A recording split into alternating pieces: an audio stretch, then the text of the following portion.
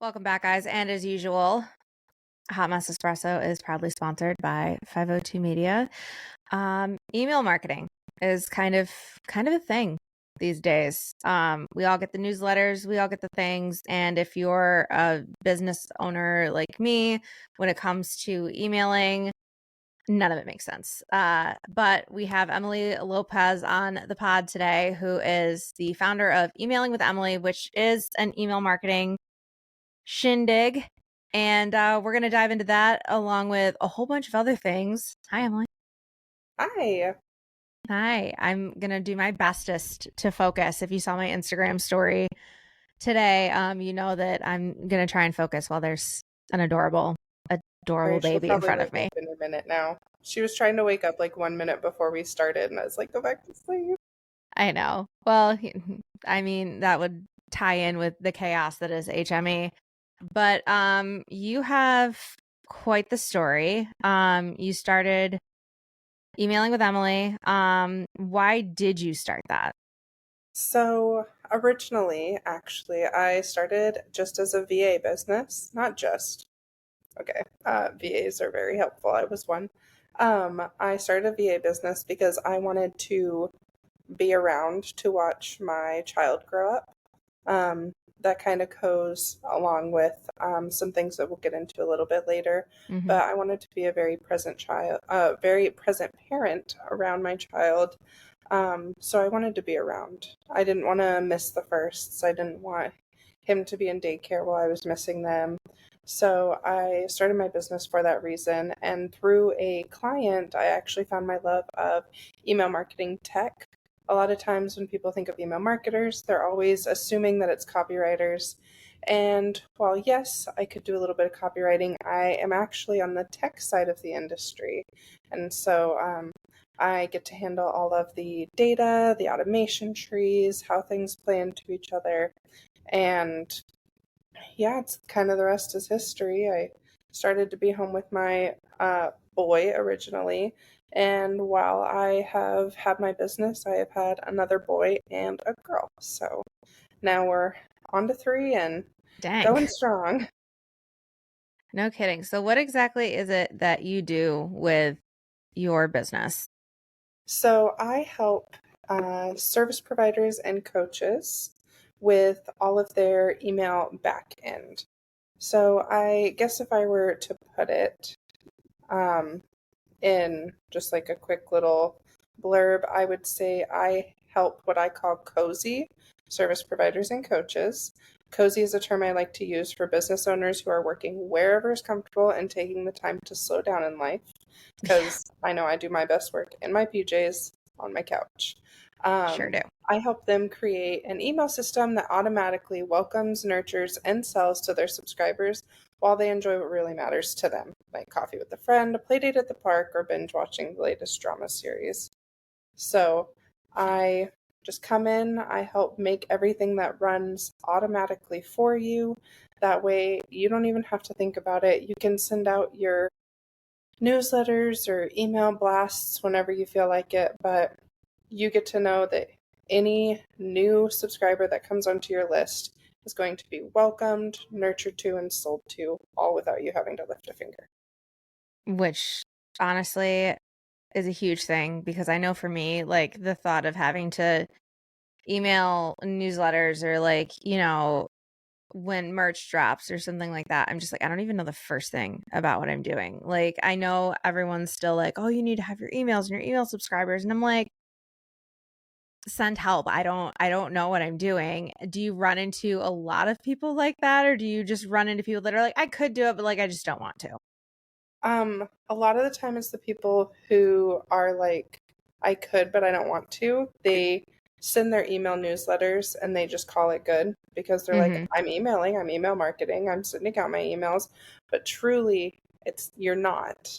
Right. You would be truly email marketing if you were nurturing, you had sales sequence, people felt like it was an open conversation and like kind of a space where they can connect with you because Mm-hmm. that's the whole thing behind my email marketing framework. The Cozy Method is all about building connection with subscribers, and you can't do that unless you have these sequences in place and these automations running so that they can learn more about you and feel more connected to you, because connected subscribers are going to be the ones who buy from you. I mean, that makes complete sense. Everyone is always like, we want to get to know you. We want to know you. So yeah, that makes complete sense. Yeah, it's like kind of like, when's the last time that like you've invested in someone in your business who like they just sounded kind of cool, but you didn't really know much about them? You go onto Right. their page, you binge their content, you learn about them. You're like, I could get down with this person as a person. I want to be in their space. That's what the email marketing does, is you're welcoming that person into your space, and they're getting that more like closeness with you than they're going to Hmm. get on like social media. Now, how do you kind of balance? Because I know we had talked off camera about your mental health journey. Um, how do you not let that overtake running a business? Because I know for me, like sometimes my mental health, even though I have an entire podcast on mental health, it can really, really get in the way. So how are you able to not let that run rampant? Yeah, so I think most of it comes with having a good support system. And I know that Mhm. sometimes it's kind of hard for some people to come by. I have found support with my religion. I'm a Christian and I believe in God. And a lot of it has really come from that. Through that, I have found I have like a group of friends who, this is the first time that I haven't had postpartum depression, which was like super exciting because again, I'm on my third Amazing. baby. And Yeah. like I maybe had like a week where I thought I was slipping into it. Um, and my friends made me all these like letters because I told them. I was like, Mhm. I have postpartum depression. Can you guys just do check ins with me? I asked them to do check ins, but what they Right. did instead was at my baby shower surprise me with this stack of letters that were like, read when this is happening, read when this. So, like, I was Ugh. able to, in the middle of a night when I'm like having like a breakdown, I opened this letter that said, open when you feel like you can't do it anymore. And so I opened that letter and I read it. It's actually still hanging on my wall. It has Mhm. like a bunch of scriptures and some like kind words and stuff. Um, that really like let me know that like I wasn't alone. I had people. My husband is very great. I'm lucky enough and fortunate enough to have a husband who is very supportive and will do absolutely anything for me. He is so amazing. But with running my business with it, I make sure that I split my time where I focus on me as a person outside of being a business owner, Mm. because I know that if I let just being a business owner or just being a mom overtake me, that's what's really going to like push me down and make me feel like I'm like stuck. And feeling stuck is when those emotions really get heightened. So Mhm. when I make sure that like I'm being a business owner and getting to have all these like fun opportunities and like getting to be a mom and doing all like the fun crafts, and yes, there Mhm. are very hard days, don't get me wrong, my children are freaking crazy. um but Yeah. like um just having opportunities to like mix it up is really what kind of like keeps me down to earth. Even the other day, you probably, I don't know, maybe you did, saw it on like threads. I literally posted it everywhere. Mhm. This season of my life that I'm in, probably Mhm. about 2 weeks ago, I was like, is this what it feels like to be a person who doesn't have depression? Is this what happiness feels like? Ugh, it's great when it Two happens, weeks isn't it? ago, 2 weeks ago, Yeah. I'm 26 and I have had major depression since I was 15. It's been 11 years, multiple Mhm. suicide attempts, multiple just like not okay times. And 2 weeks ago was finally the first time I was like, is this what happiness feels like? Like, I feel like I'm right on the cusp of like this huge breakthrough. I don't know what it is, I don't know what's Mhm. happening, but I just suddenly feel this overwhelming sense of peace. And it has come from networking, meeting people, coming onto podcasts. Like, if you're a business owner, get to know other business owners.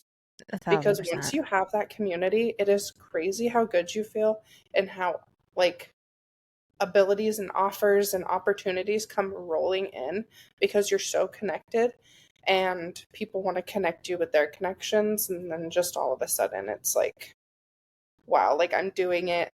I'm like doing Hmm. it. And it's just great. Yeah. To circle back a little bit, because you had said you've had major Mhm. depression. Was it major depressive disorder? Depression. Yeah, major depression.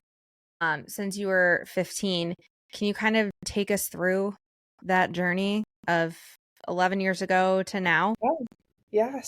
Um, I kind of probably around the age of 8 is honestly when it started, but Hmm. when I turned 15 was kind of like um, when everything was like big feelings. Hmm. I come from a parent dynamic, which this also feeds into why I want to be such a present parent. Hmm. Of my dad only wanted one kid, and Hmm. that was my sister. She was born.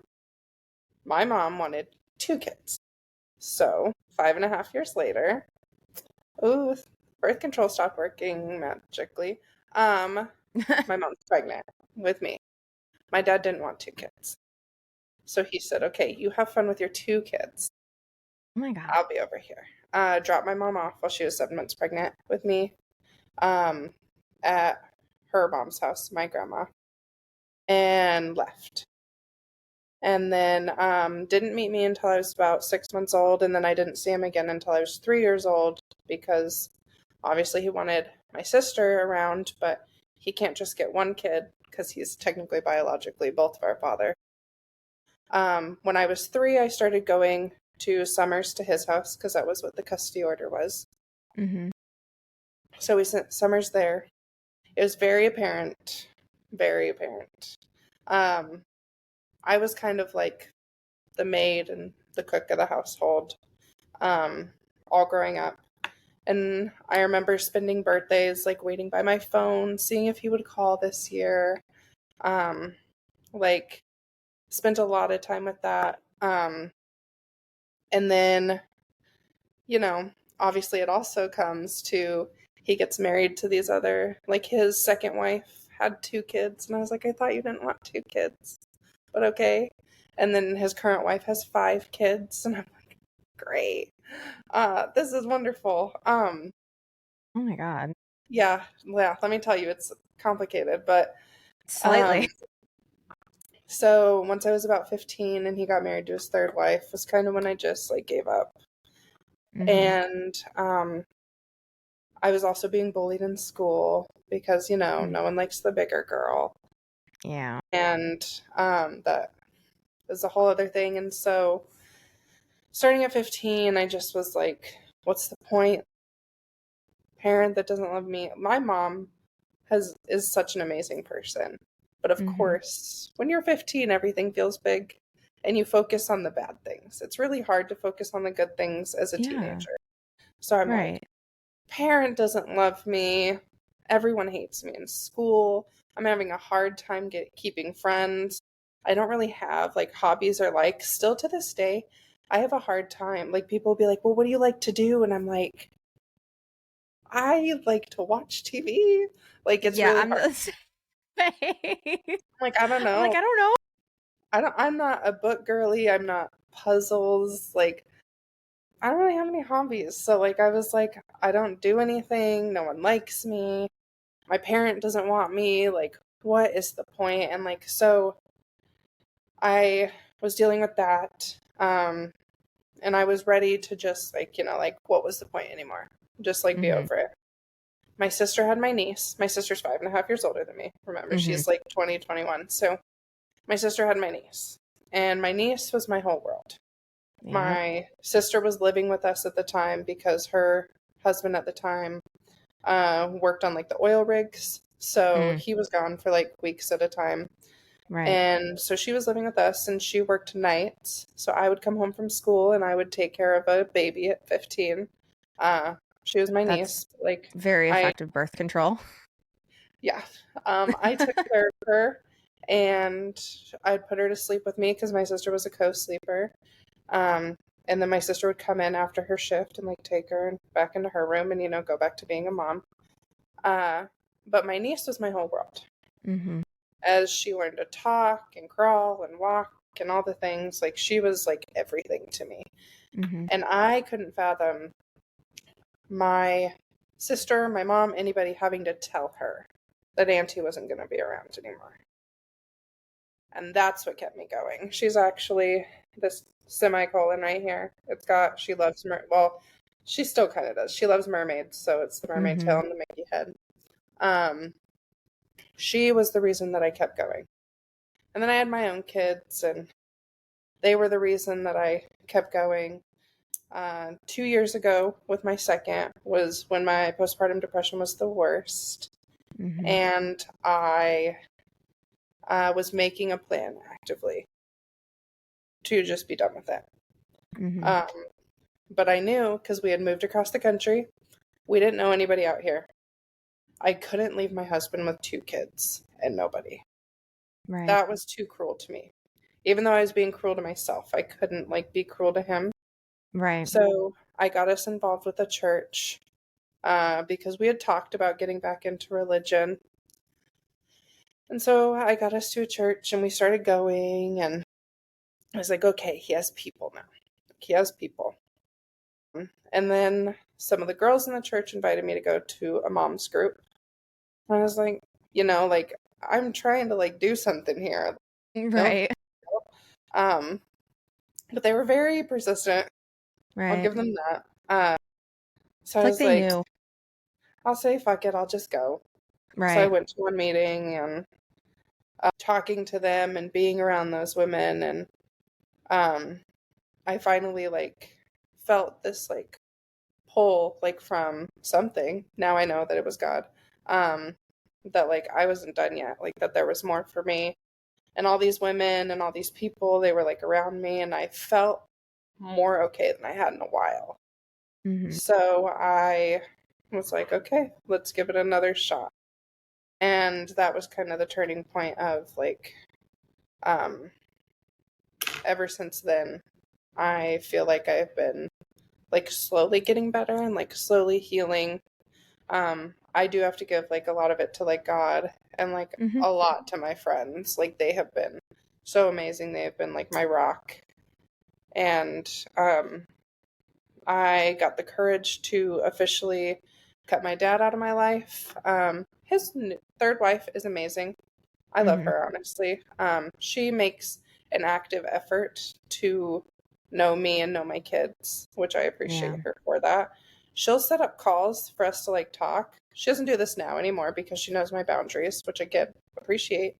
Um, but she would set up calls for uh, my dad, her, and me to like have a video call to like talk, check in, like how's life going, Mhm. and he would conveniently, at the moment the meeting would start, find an excuse to like leave.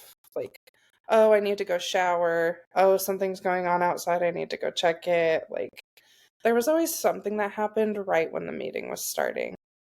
So I finally got the courage to just be like, look, like, he doesn't care. I'm not going to keep forcing him to care. Like, there's no point. Right. Um, so I told her that I didn't want anything to do with him. Like, if he one day decides that he wants to like stop being a shitty person, like, okay, like I'm willing to like talk it through, give it a shot. That's Right. what it means to be like a Christian woman. But like until then, like I'm the child. It is not my job to make a relationship with you. I am the child, you are the parent. Make your relationship if you want. Right. And ever since then she's respected it. She doesn't bring him up to me. She doesn't ask me if I want to talk to him. She doesn't force him to talk to me. Um And ever since then, I haven't heard a peep from him. No, like, because like every year he would, do the obligatory like post on your Facebook wall, like happy birthday, like Mhm. look at me, I'm a good dad. Doesn't do that anymore. Like, just fully was like we're done. And so he was like, okay. And ever since then, that felt like a big weight off because I stopped stressing about like, um, a lot of people with like dad issues do, like, why can't he just love me? And I Mhm. finally was like, if he can't love me, like, that's his problem and that sucks. My Yeah. kids have a wonderful dad who loves them. And I'm so happy that they get to experience that.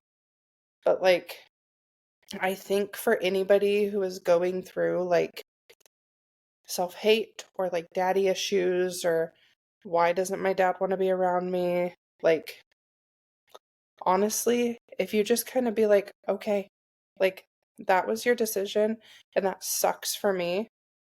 If you want to have a relationship in the future, cool, let's have one. But if you kind of just like give that away and be like, I'm done trying, it is like Mhm. the biggest weight off of your chest because you It don't feel really so is. like, I have to make this relationship work. You don't have to. Mhm. Why are we having to? And it took me a long time to figure that out. This is gonna be kind of a weird question, but you'd brought up your husband being a wonderful dad to your kids. Do you feel like that kind of heals you in a way because like you made sure that your kids had a fantastic dad? Yeah, and like obviously when we first started dating, I wasn't like looking for like who's going to be a great dad to my children. Right. Obviously, like that kind of comes with it, but like Mhm. you know, when I was dating him, like he was so great with like my niece and my nephew and um yeah, I think just like seeing how good a dad can be, sometimes it does like hurt. Like Oh, I'm watching him with absolutely. our kids and I'm like, God, like why couldn't somebody love me like that? Mhm. But also like, wow, like look at like that love and like the hurt that my kids are never gonna know. Yeah. If And like anything, that is good enough for me to be like, at least I know that like my kids don't have to deal with like the hurt that I had to. mhm. And I love them more than anything. And so like getting to see it is just healing. Yeah. If anything, you're breaking that generational trauma, which can be really painful but really healing at the same time. It's very hard. Yeah. Discipline wise, like generational trauma, I think is the hardest thing to break with kids. It really is. You're reparenting like your own internal stuff while you're parenting your kid, and then you're Any other kind of parents like, out there, if you have a moment where like you lose it, you're still a good parent. you We're are. all You're healing. trying your hardest.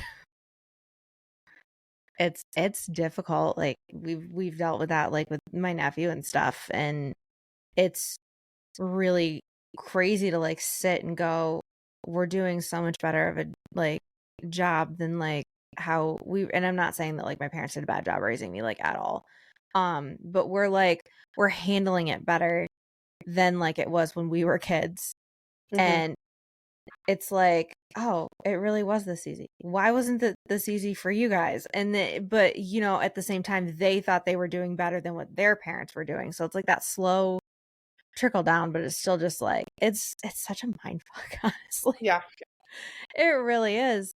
But how has your faith helped in your mental health journey? Because you know, you hear a lot about how religious trauma is a thing. Like I know I went through a lot of religious trauma where, you know, you had mental health issues because you didn't pray hard enough or you really didn't give it to God, and God will just take care of it. Like you just need to pray harder, you just need to be a better Christian. You're not actually like letting go and letting God, like you're still, of the flesh and all of that. So it was like I had a very like traumatic experience with religion in my particular church when it came to mental health. But it sounds like for you, you're having the opposite, where your religion's actually helping. So, Hmm. how has that helped heal you and helped with your mental health as a whole? So funny enough, I also have religious trauma. We Um, love when that happens, don't we? yes. Because like we only went to church at my dad's house and Mm, it was very much like you will come to church when you're here, like go to hell type things. And when I didn't want to, I was like a horrible child. And um, obviously at my mom's house, I didn't have to go. Um, I did try to go with like my cousin when I was younger. That it was very like back and forth, and Right. I stopped going because like um also like child mind, let's put that in perspective. Yeah. Nobody wanted me there. It felt like I was a burden to have around to like some of Mhm. like the church leaders and like the other kids and stuff. And um because I was on my own, I didn't come there with the family, so I was kind of like less than, which Mhm. is kind of like where my trauma is from, is like I was very much like, it's not important to teach you. It's not important to teach you about God because it's just you. Like your family's not going to support you. So what's the point? Um and then I kind of got away from Christianity, and I started trying different religions, researching other religions, Mhm. seeing what everything was about. A guy I was dating at 16, 17, and 18, who I actually domestic violence, escaped Mm. that. We can get into that if you want to, We can dive into as much as you want there, darling. but he was Mormon. So I was like, I'll try this out. And I remember posting on my Facebook page, like I had the Book of Mormon and like the temple was behind it. And I was like about to go have like my first session with the sisters, like learning what this is all about. I got Mhm. invited to the church by two sisters to like explain to me like Mormonism, because Mhm. I was trying to be a good little girlfriend. And I posted that, and funny enough, my dad's best friend, who was like the one nice person to me when I was up there every summer, messaged me on Facebook and was like, "You are a disgrace to your father. Like, how dare you leave like the church?" And like was getting on to me for like converting to Mormonism, and like was just chewing me out like hardcore. And like I hated myself in that moment. I was like, is this what people think? Now I have to hide this. Like, and then it felt dirty. And then, of course, like with having someone with domestic violence, like, and you escape from that, now like that whole like religion feels like Yeah. um not like terrifying is the word, but more so like I associate it with that one person now. So it's Mm. hard for me to like be anywhere like around it, Right. because like, and my best friend from high school is Mormon, funny enough. Like Mhm. that's also the part of the country that I lived in. So Right. like my hometown is 20 miles from the border of Utah. Yeah. So Like a lot of you people in my town are Mormon. And so, like, some of my best friends from high school are Mormon, and I still love them to death. Mhm. But, like, because of him, like, it's really hard for me to be, like, around that space. Um, but I, because of all of that, I had Mhm. someone who was Christian yelling at me that, like, even though technically I was finding God, like, I was like, like these Christian people are crazy. And also, I'm scientific. So I was like, none of the stuff that's sciency matches with religion, and there's nothing tangible. So I had trouble with faith. Mhm. And so, anyways, long story short, I get back into the church because my husband needed people. And I think for me, one, it was having a pastor who it kind of felt like everything he preached about was directed towards me. But again, that's Mhm. God. Like, Right. he'll put you in the right places in the right time. Right. Um, but it felt like the pastor was talking to me a lot of the times, and I actively chose to go to like the moms group.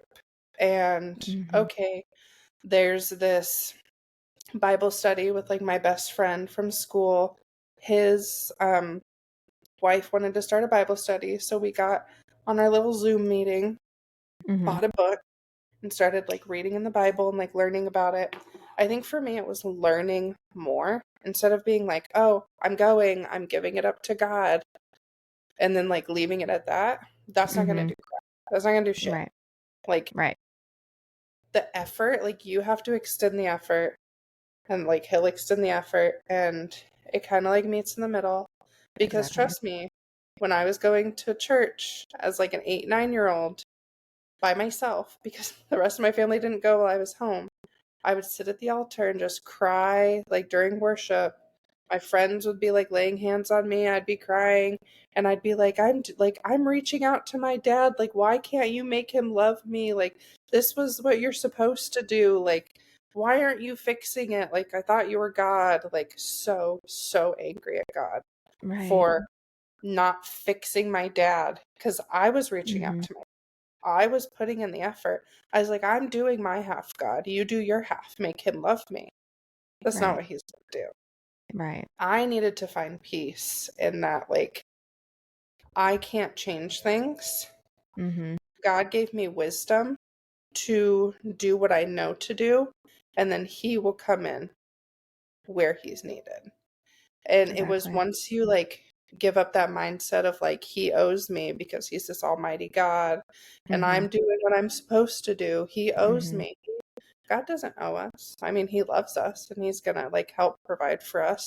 We've had moments, like, recently, like, financial issues. Like, my husband lost his job and, like, he could have gotten any job, but we kept feeling this pull of being like, just wait, like, God will provide and stuff. And we were doing our due diligence of, like, applying to jobs and going to interviews and using savings and doing what we knew how to do. And then Right. suddenly, a job shows up out of seemingly nowhere right before we're about to run out of savings. That's perfect. And it was because we just prayed and we trusted and we did what we knew how to do. And he was like, this was the plan I had for you, and this is what I am doing. And sometimes you don't like it. Sometimes it's going to be really, really crappy. Mhm. But that's part of it. And that's the thing, is everyone thinks that once you're, like, with God, it's all rainbows and sunshine and great because God loves me, and it's not. It sucks sometimes.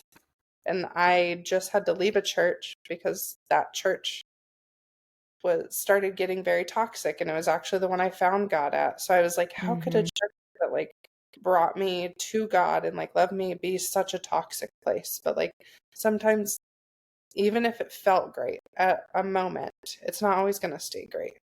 So the thing that I have to remember is it's not always the church. I mean, it's not always, like, the religion. And I don't even Yeah. call it a religion, it's a relationship. Because I don't Mhm. like religion. The relationship with God should not be affected by the church that I go to, because the church people, the super religious Bible thumper church people, Mhm. are what's going to cause the trauma. It's not God. God is totally different. And once I read the Bible and learned that, it got so much better. Yeah, I literally just had a conversation yesterday with somebody that I was just like, we're putting so much stock into one human that's supposed to and like lead, and like they're interpreting what the scriptures say, and then we're just supposed to basically put all of our stock and our faith in a human, which is Mhm. actually like against what the Bible says. So it's kind of ironic to me, because I think that's where religion's kind of gone sideways, like as a whole, and like the church has gone sideways as a whole. Like I think we're a lot of people lost their way with that, where it should just be like a personal relationship between you and God, and you know what your interpretation. And I'm not saying like everyone needs to run amok and go with their own interpretation, but we're putting so much stock into like one person leading a congregation, and sometimes that's where a lot of that toxicity can come from, and that religious trauma. And that took a lot for me to heal from. It's a lot to heal from religious trauma, but then when you start coming in contact with people that are genuine and actually loving and not super condemning, and they hear the things that you've gone through and they're like, that is not how that was supposed to happen. That's when you start to like heal, I feel. And just I definitely have a healthier outlook on it now. Like, I'm not sitting there like, I'll never be religious again. I probably will never be religious as a whole again, but the thought of walking into a church doesn't make me want to vomit anymore. So there's progress. That is progress. Yeah. I think, yeah, because a lot of people are like, oh, like have tattoos. I can't be welcome in a church. Like, because a lot of the whole, like, propaganda that has gone around is Mm-hmm. like, oh, like in the Bible it says not to have tattoos. Well, in the Bible, if you actually read the story, it is talking to the people who cut themselves to Yep. mark themselves for a different. Mm-hmm. Yep. That is what they're talking about. When they say do not mark your skin, they're telling those people not to cut themselves for that other person they were worshiping. Yeah. That is what that scripture means. Yep. It has It's nothing just to do with tattoo. it's just translated by people that didn't like tattoos, found a verse and went that. Yes. Because weirdly, the church that I had in high school growing up was very like, oh my God, we've got all like the alt people, like our youth leaders are all covered in tattoos and blah blah blah, but God forbid you have depression. That's a big no. And it was just like, wait, so tattoos are allowed, but my head being a little But my funky isn't? sadness is it. like what? And we just I dealt with a lot of toxicity with that church, and funnily enough, my dad's now a deacon there. Which, Interesting. I know. Like I look, my dad and I are in a really good place now, but back when Hey, back that's what when we matters. weren't, it was more my church was like, "Oh, the one that needs to be basically rehabbed, we'll take him in and fix, but like the rest of the family that actually needs like help healing from that person, good luck." And I was just like, I'm never walking into church again. Like, fuck y'all. I was all set. So it's Felt really, that way. yeah, it's really refreshing to see people that are different than what I experienced, because Mhm. it gives me a little bit of hope in humanity. There's definitely hope. God wants us to love each other. And I Yeah. think I have had countless conversations with my husband. I was like, if we could just learn to like all be nice to each other and like stop fighting and stop Oh having my like, God. I think it's fine to have big emotions, but oh Mm-hmm. my Lord, sometimes like you guys need to get offended. There's sometimes where I'm like, I know people are in this whole culture of like, how dare you offend me? Or like, how dare you hurt my feelings? I'm like, your feelings need to be hurt. Like, Yeah. I'm a nice person, but your feelings need to be hurt right now. Yeah. I Like, think, the world does not revolve around you. That is what I teach yeah. my kids. My son, especially right now. I'm like, the world does not revolve around you. Well, from the sounds of it, he's at that age where they are learning that it is not completely all about them. He's 4. Because, Yeah. yeah, it's went through that. It's a very, very, For him, everything is like, I asked for it now. I want it yep, now. I'm like, that sucks. I'm yeah, very much that mom where I like yep, talk to him like a grown up. Like he's still like I treat him like a kid. And I'm not saying that like I don't treat my kid like a kid. But I'm very much a like that sucks for you. Like, yep. okay. Like, here's your first big kid lesson. It doesn't always happen now. Yeah. It just doesn't. Even when you have full control over it, it doesn't just happen now. But yeah, I swear to God, that switch from like elder toddler into like kid is a whole bunch of you're raising them to be strong, fearless leaders, but also like, is this like a You normal, still have to like, listen to me. yeah, but also like, is is this like a normal kid thing, or am I raising a closet narcissist? Like you just get so like Oh God, that's so funny. it's just like, oh God, like is this like a normal thing, or like Yeah. I don't even like full-time parent. Like but I mean, I'm just like I'm the third parent to my nephew. Like you were with your niece, but shit, it's hard. It's so hard. I love my nephew to death and I wouldn't trade him for the world, but there are some days where I'm just like, kid? Really? I get that. Yeah. Well, and you've got 3, so 3 and then 4 nieces. Well, 3 nieces and a nephew, so 4. you're just surrounded by kiddos. I know, it's just Ranging from 11 to 7 months. yeah. It's so fun though, watching them just grow and, Mhm. those sweet moments where they're like the most empathetic beings. You're just like, okay, I'm doing something right. Oh God, my son, my Hmm. 4-year-old, even though sometimes he's a monster, he is the sweetest little boy, like ever. And I never realized how much I call my kids honey until Mm. like the other day I was crying about my car because like I thought I had fixed the car and then it like wasn't and like it was like Ugh, peak top like I was like everything was like crashing down. yeah. And my husband pulled me into a hug and I just start crying and he comes up to me. He goes, "Oh honey, are you okay?" I was like, "Yeah, I'm fine." See, that's the parenting win. Yeah, but it's the absolute best when you have that parenting win of like how I am with the kids is how they're emulating back to me. So like I'm doing something right. Yeah. Yeah, because like I don't know, there are just times where he's so sweet. Sometimes he's really mean. There have been times where he told me he doesn't love me anymore at 4 years old. God, But it starts there so are other early. A lot earlier than you think. and also, like another parenting win is he well, good morning, sweetheart. The other day he was in his bathroom and he goes, "It's dirty in here. I need to clean my bathroom." I'm like, "You're 4 and you're looking around and seeing that you need to clean something without me asking you to?" Huh, a Okay. win. You are gonna make somebody very happy someday, kiddo. Well, hello. She just learned how to stick her Oh my, tongue out, so you might see that a couple I times. love it. I love it. But to just kind of like wrap up, Yeah. where can everyone find you? And if Uh, they're interested in getting a hold of you for email marketing, tech stuff. yeah, so you can find me on Instagram or Threads at emailing.with.emily. Or you can just email me at Emilee at email, oh my lord, Emilee at emailingwithemily.com.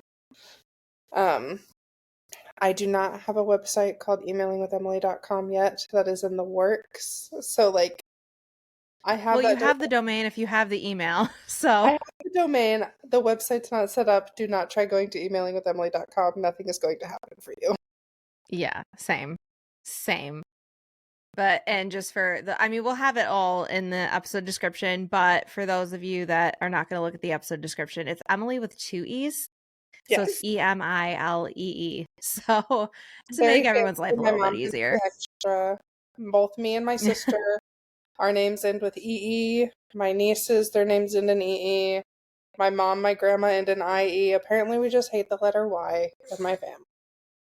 Apparently. Also, can we just like side note? I love that you're holding your baby and I've got my chunky boy.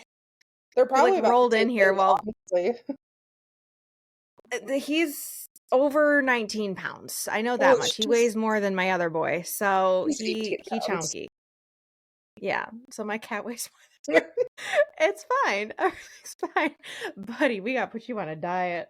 But Emily, thank you so much for popping Yeah, on. thanks for This has having me. been so incredible, and I am so glad that we connected. Yeah, me too.